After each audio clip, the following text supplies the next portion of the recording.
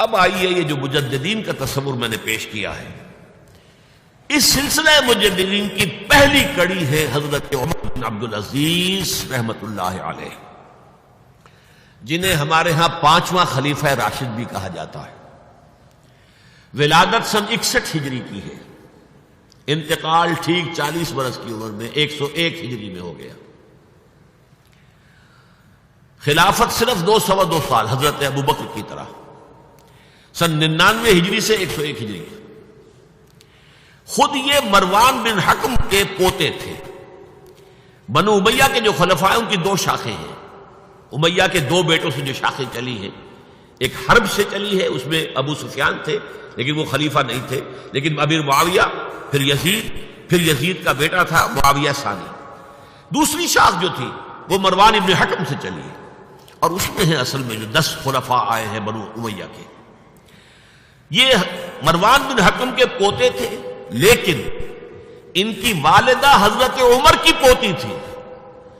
یہ جو امتزاج ہوا ہے، یہ جو حضرت عمر فاروق رضی اللہ تعالیٰ عنہ کا خون ان کی رگوں میں پہنچا ہے، اب وہ بڑا مشہور واقعہ ہے، دلچسپ واقعہ ہے کہ حضرت عمر ایک روز اپنی رات کی گشت پر تھے، جو آپ خبر گیری کے لیے رات کو سفر کرتے تھے شہر کے اندر، تو آپ نے دیکھا small hours of the morning, صبح کا فجر سے کچھ وقت پہلے وقت ہوگا، ایک گھر میں سے آواز آ رہی ہے ماں بیٹی کی گفتگو کی۔ ماں نے کہا بیٹی بکریوں کا دودھ نکال لیا، دہہ لیا؟ کہ ہاں امی۔ اچھا اس میں کچھ پانی ملا دو۔ میں نے کہا امی آپ نے سنا نہیں خلیفہ نے منادی کرائی تھی کہ دودھ میں پانی ملانا غلط ہے، ہرگز کوئی پانی نہ ملایا جائے۔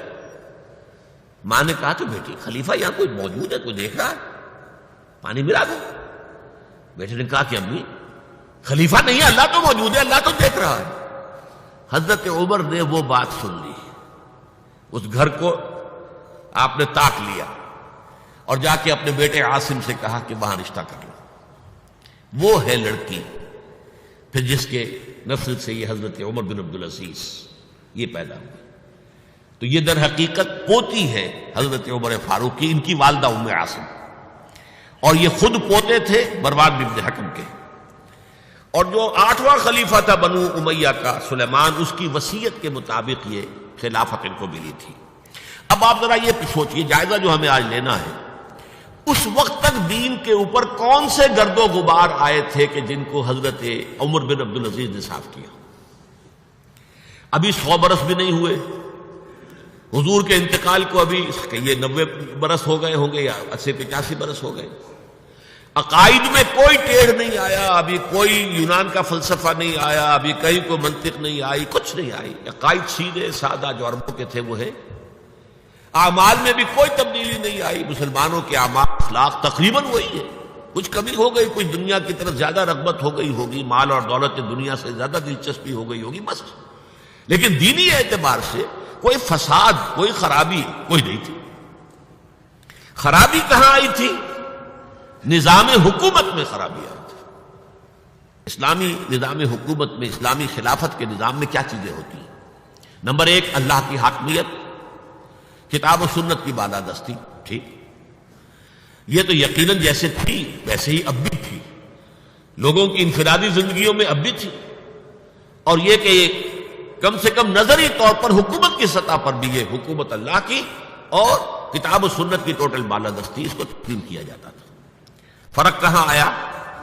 خلافت راستہ شورائی حکومت تھی، کہ اب جو حکومت بنو امیہ کی بن گئی، جسے حضور نے ملکن کہا ہے، ملوکیت، حکمانہ انداز، ہمارا اختیار ہے، جو ہم چاہیں گے کریں گے۔ زمین و آسمان کا فرق واقع ہو گیا۔ وہاں خلیفہ کا انتخاب ہوتا تھا مشورے سے، امرہم شورا بینہم، ان مشورت المسلمین۔ یہاں اب خلافت ہو گئی قبائلی، بنو امیہ، بنو عباس، اور موروثی ہو گئی، باپ کے بعد بیٹا، بیٹے کے بعد پوتا۔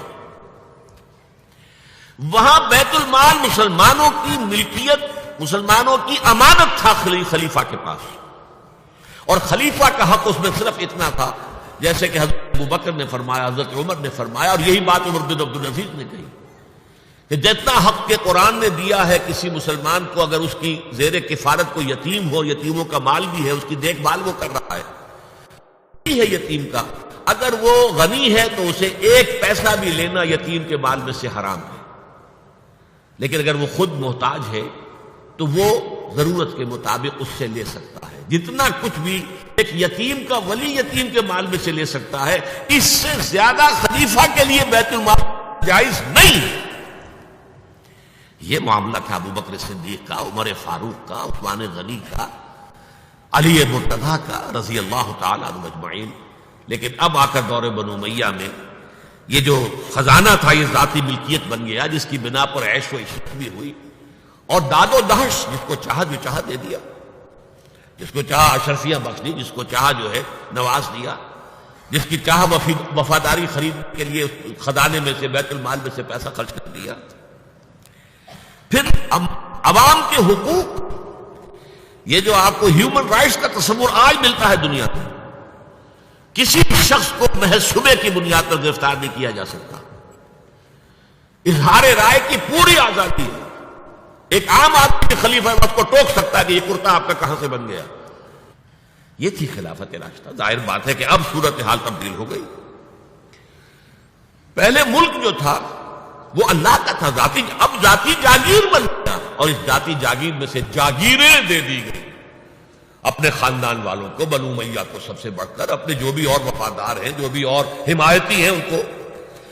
اس کے علاوہ جس کے لیے حضور نے اسے ملکن اعظم کہا ہے، ملکن اعظم، افزا یعظ کہتے ہیں دانتوں سے کاٹنے کو، کاٹ کھانے والی، کٹ کھنی، جیسے کاٹ کھانے والا کتا ہوتا ہے، کٹ کھنا کتا، تو یہ کٹ کھنی ملوکیت، اس کے لیے نوٹ کیجئے اسی دور میں حضرت عمر بن عبدالعزیز سے پہلے اسی دور بنو امیہ میں سانحہ کربلا ہوا، عظیم ترین سانحہ۔ پھر واقعہ حرہ ہوا، 3 دن تک مدینے کو حلال کر دیا گیا فوجیوں کے لیے، جس طرح چاہو لوٹو، جس طرح چاہو عصمت دری کرو، جو چاہو کرو، مال عزت سب تمہارے لیے جائز۔ مسلمانوں کے ہاتھوں ہوا ہے اور مدینے کا ہوا، مدینے کا ہوا۔ پھر اسی دور میں حضرت عبداللہ ابن زبیر کی شہادت ہوئی سن 73 ہجری میں۔ پھر حجاج ابن یوسف جیسا ڈکٹیٹر اسی دور میں تھا۔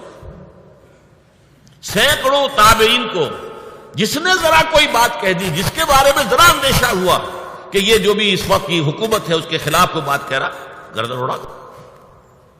کوئی پوچھ تاچھ نہیں، کوئی مقدمہ نہیں، کوئی لگا کر ثبوت دینے کی کوئی ضرورت ہی نہیں۔ سینکڑوں تابعی۔ اسی دور حکومت میں محمد ابن قاسم، جو یہاں ملتان تک چلا گیا تھا رحمت اللہ علیہ، اور اب وہ ارادہ کر رہا تھا آزاد کشمیر کی طرف، پہاڑی علاقوں کی طرف جو ہے وہ فتح اور کشمیر کی طرف جانے کا، واپس بلا کر شہید کر دیا۔ کیوں؟ بہت پاپولر ہو گیا تھا محمد ابن قاسم، ہندوؤں نے اس کو بت بنا کر اپنے مندروں میں رکھ لیے تھے پوجنے کے لیے۔ یہ تو اوتار ہے، در جوانی توبہ کردم سیوائے پیغمبری، یہ نوجوان اور اتنا نیک، ان کے لیے تو کوئی قیاس کے قابل بات تھی نہیں۔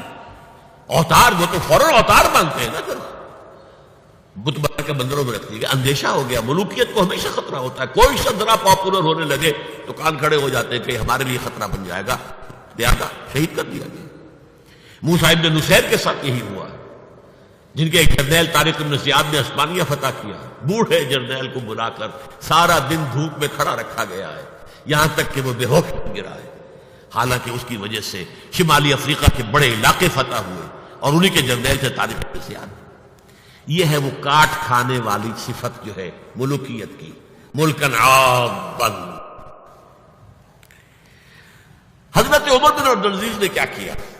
دیکھیے، ان کا تجدیدی کارنامہ صرف 3 نکات پر مشتمل ہے، یہ میں بتا چکا ہوں آپ کو۔ ابھی نہ عقائد میں کوئی کجی آئی تھی، نہ اعمال میں کوئی خرابی آئی تھی، عوام کے حکومت کے نظام میں تبدیلی ہوئی تھی، اب موروثی ہو گئی تھی اور تحکمانہ ہو گئی تھی۔ خلیفہ جو ہے وہ موروثی یا نامزد ہوتا تھا، اور جاگیر بن گئی تھی اپنی ذاتی بیت المال۔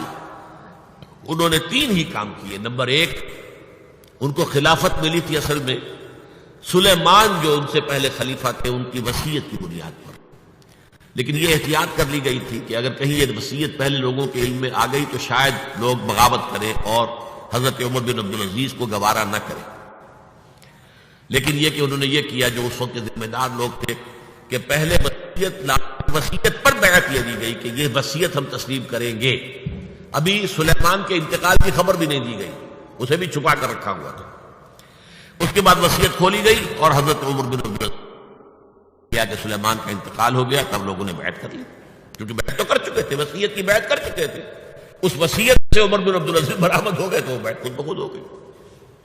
لیکن انہوں نے جا کے اعلان کیا مجمع عام میں، لوگوں مجھ پر یہ خلافت کی ذمہ داری ڈال دی گئی ہے، بغیر مجھ سے پوچھے، بغیر میرے مشورے کے، بغیر میری خواہش کے، لیکن میں آپ کی گردنوں میں سے اپنی خلافت کے دادے کو اتار کر پھینک دیتا ہوں. آپ جسے چاہیں اپنی آزاد مرضی سے مشورے سے خلیفہ بنا لیں. یہ پہلی اصلاح تھی، موروثیت ختم، نامزدگی ختم. اب اگر چاہتے ہیں آپ، اگر لوگوں کی رائے ہے ان کا مشورہ تو ٹھیک ہے. سب نے کہا بیک زبان ہم آپ پر راضی ہیں، ہم آپ ہی کو خلیفہ بنانا چاہتے ہیں. پہلی اصلاح ہو گئی. دوسرا کام یہ کیا، جتنی جاگیروں کے ڈاکومنٹس تھے، دستاویزات، وہ سب طلب کیے. خود اپنے گھر سے اپنی بیوی کے سارے زیورات، عبد الملک بن مروان بیٹی تک زیورات بیت المال میں. اپنی جاگیر سب سے پہلے اپنی جاگیر کو ختم کیا. زمانے میں شریڈر تو تھے نہیں، مشین تو تھی نہیں، مسجد میں بیٹھے ہوئے تھے حضرت عمر بن عبدالعزیز اور وہ ایک وسیق کھایا جاتا تھا اور وہ قینچی سے کاٹ کاٹ کے پھینک رہے تھے. بڑا طوفان مچ گیا بنو امیہ کے لوگوں کے اندر، کیا ہو رہا تھا. ایک وفد بھی آئے کہ دیکھیے آپ اپنے سے پہلے لوگ جو کچھ انہوں نے کیا تھا، آپ اب جو چاہیں آپ کریں، پہلے جن لوگوں نے جو کیا ہے اس کی نفی تو نہ کیجیے. حضرت عمر بن عبدالعزیز پوچھتے ہیں دیکھو اگر تمہارے پاس ایک فرمان ہو امیر معاویہ کا اور ایک ہو ان کے بعد کسی 5ویں پشت کے اندر آنے والے کا، تو کے فرمان کو زیادہ اہمیت ہوگی؟ امیر معاویہ کے فرمان کی زیادہ اہمیت ہوگی. تو فرمایا پھر میرے پاس فرمان جو ہے وہ امیر معاویہ سے بھی بہت پہلے کا ہے. میرے پاس اللہ کی کتاب ہے، قرآن ہے، میں اس کی روح سے طے کر رہا ہوں. لہذا ہو جائے کم وقت میں، کوئی ناراض ہوتا تو ہو. ساری جاگیریں ختم کر دی. نمبر 3 واقعہ یہ ہے کہ خود اپنی زندگی میں جو اسرت اور جو تنگ دستی اور جو سادگی اختیار کی ہے، میں سمجھتا ہوں غالباً اس میں وہ حضرت ابوبکر حضرت عمر کو بھی مات دے گئے ہیں رضی اللہ تعالیٰ. حالانکہ بڑے ہی ایک تو حسین جمیل انسان تھے، خوش شکل، خوش لباس، شہزادے تھے، گورنر بھی رہے تھے. پھر ان کے والد جو ہے طویل اور مصر کے گورنر تھے، وہاں پرورش ہوئی تھی، گورنر کے بیٹے کی حیثیت سے اعلیٰ لباس پہنتے تھے. خوشبو کے اندر اس طریقے سے بسا ہوا کہ جہاں سے گزر گئے ہیں پورا راستہ معطر ہو جاتا تھا. لیکن اب اچانک جو آیا ہے، جیسے ہی بیعت ہوئی ہے خلافت کی، ان کی اہلیہ کہتی ہیں، حضرت فاطمہ ان کا نام تھا، کہ آ کر بیٹھ کر اور مسلے پر رونا شروع کر دیا. میں نے پوچھا کیوں، کیا ہوا؟ یہ جو بوجھ مجھ پر آن پڑا، یہ ذمہ داری. رونا شروع کیا. اور اس کے بعد واقعہ یہ ہے کہ انہوں نے ذاتی زندگی میں کپڑا صرف ایک جوڑا، 2 بھی نہیں، جمعے کے لیے بھی اس کے دھونے سوکھنے کے لیے انتظار کرنا پڑتا تھا، تب جا کر پہن کر اس کو جمعے میں جاتے تھے. ایک دفعہ آئے ہیں، بچیوں سے گفتگو کر رہے تھے تو بچیوں کو دیکھا، عجیب حال ہے کہ وہ جو بھی بات کرتی ہیں پھر اپنے منہ پر ہاتھ بھی رکھتی. پوچھا کیا سبب ہے؟ کہنے لگی آج ہم نے صرف پیاز سے روٹی کھائی ہے، ہمارے منہ سے بدبو آ رہی ہوگی، ہم نہیں چاہتی کہ آپ کو اس بدبو سے تکلیف پہنچے. حضرت عمر رونے لگے، لیکن کہا کہ میری بیٹیوں کیا تم یہ پسند کرو گی کہ تمہیں دنیا کی نعمتیں ملے اور عیش ہو اور تمہارا باپ جہنم میں جائے؟ ان بچیوں نے بھی رونا شروع کر دیا. سارے زیورات ختم، اپنی جاگیر ختم. وہ آپ پتہ ہی ہوں گے آج کیا چراغ بھی ہے، رات کو سرکاری کام کر رہے ہیں تو وہ جو بیت المال کے تیل سے جو جلنے والا چراغ ہے وہ روشن ہے. خادم نے آ کر کوئی گھریلو بات کرنی چاہیے تو چراغ گل کر دو پھر بات کرو. ذاتی بات ہو رہی ہو تو سرکاری جو تیل کا چراغ ہے وہ نہیں جلے گا. میں یہ سمجھتا ہوں، میں علی وجہ البصیرت کہہ رہا ہوں کہ میرے نزدیک تو اس قدر شاید باریک بینی کی باتیں جو ہے میرے علم میں نہیں ہے کہ حضرت ابو بکر اور حضرت عمر، اور پھر یہ کہ وہاں کوئی ایسا کنٹراسٹ نہیں تھا، اس لیے کہ حضور کے ساتھ جد و جہد کرتے ہوئے ان کی زندگیوں میں پہلے بھی فقر اور ساری فقر کی کیفیات تھی. یہاں تو اچانک ہوا ہے کہ اس سے پہلے ایک بہت خوش باش، باز، خوش شکل، بہت ہی ہر طرح کے ناز و نعم کے اندر پلا ہوا انسان شہزادہ اچانک آیا ہے تو زندگی کے اندر انقلاب آ گیا. یہ ہے خلیفہ اول، خلیفہ خامس ان کو کہا جاتا ہے، خلافت راشدہ میں شامل کیا جاتا ہے، اور یہ ہے سلسلہ تجدید خلافت کی پہلی کڑی، اور اس کو ہم کہیں گے تجدید کامل تھی، کیونکہ ابھی خرابی آئی ہی صرف نظام حکومت میں تھی، اسی کو آپ نے درست کر دی. یہ دوسری بات ہے کہ یہ بہت شارٹ لیوڈ رہی ہے، آگے نہیں چلی ہے، ان کو زہر دے دیا گیا، اس لیے کہ یہ بات زیادہ قابل برداشت نہیں تھی بنو امیہ کے پورے خاندان کے لیے، قبیلے کے لیے. انہیں گمان غالب یہی ہے کہ زہر دے کر جو ہے انہیں شہید کیا گیا. لیکن بہرحال پہلی کڑی ہے عمر بن عبد العزیز رحمۃ اللہ علیہ.